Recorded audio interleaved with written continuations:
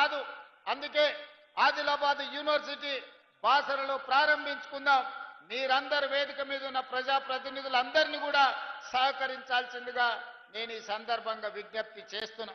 అదేవిధంగా నిర్మల్ శాసనసభ నియోజకవర్గానికి ఒక అడ్వాన్స్ టెక్నాలజీ సెంటర్ని మనం ఈరోజు మంజూరు చేయాలని అనుకుంటున్నాము.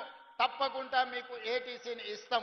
అదేవిధంగా స్టేడియం గురించి, కొత్త కలెక్టరేట్ కార్యాలయం గురించి, మున్సిపాలిటీకి సంబంధించిన నిధుల గురించి, ఇతర అంశాలు చాలా వాటిని మహేశ్వర్ రెడ్డి గారు ప్రస్తావించారు. మిగతా శాసనసభ్యులు కూడా ప్రస్తావించారు. అందుకే పెద్దలు జూపల్లి కృష్ణారావు గారికి, పెద్దలు సుదర్శన్ రెడ్డి గారికి నేను సూచన చేస్తున్నా. ఈ సభ అయిపోయిన తర్వాత ఫిబ్రవరి మొదటి వారంలో మీరు ఈ ప్రాంతంలో ఒక 2 రోజులు ప్రత్యేకంగా సమావేశాన్ని ఏర్పాటు చేసి అధికారులతో, ఎమ్మెల్యేలతో సమీక్ష చేసి, ఒక రోజు ప్రజాప్రతినిధులతోని సమీక్ష చేయండి. 2వ రోజు అధికారులతోని ఇది సాధ్యాసాధ్యాల మీద చర్చించి సమీక్ష చేసి భూమి అందుబాటులో ఉందా లేదా వాటి వివరాలతో కూడుకున్న నివేదికను మీరు తీసుకొని రండి.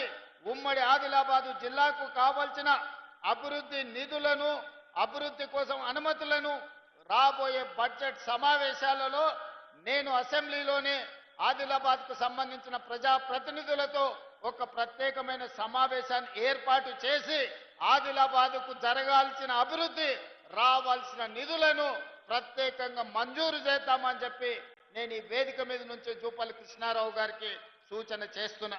మిత్రులారా, ఆనాడు డాక్టర్ వైఎస్ రాజశేఖర రెడ్డి గారు, శ్రీమతి సోనియా గాంధీ గారి నాయకత్వంలో మొదలుపెట్టిన Pranahita Chevella project, doctor Babasaheb Ambedkar Pranahita Chevella project ఆదిలాబాదుకు 2.5 లక్షల ఎకరాల నీళ్లు ఇవ్వాల్సి ఉండే. కానీ ఏదో ఆలోచన, లేకపోతే అది స్వార్థమా, లేకపోతే ఆలోచనలో ఉన్న లోపమా నాకు తెలీదు. కానీ 1,10,000 కోట్ల రూపాయలు ఖర్చు పెట్టినా ఇంకా 40-50 కోట్ల రూపాయలు ఖర్చు పెట్టాల్సింది ఉన్నా ఆదిలాబాదుకు గోదావరి జలాలు రావడానికి సాధ్యం లేదు. అందుకే ఈనాడు మన ప్రభుత్వం వచ్చిన తర్వాత ఆలోచన చేసినాం. ఆదిలాబాదు రైతాంగానికి నీళ్లు ఇవ్వాలి అంటే తుమ్మిడిహెట్టి దగ్గర ప్రాణహిత చేవెళ్ల ప్రాజెక్టును కట్టాల్సిందే, కట్టి తీరవలసిందే.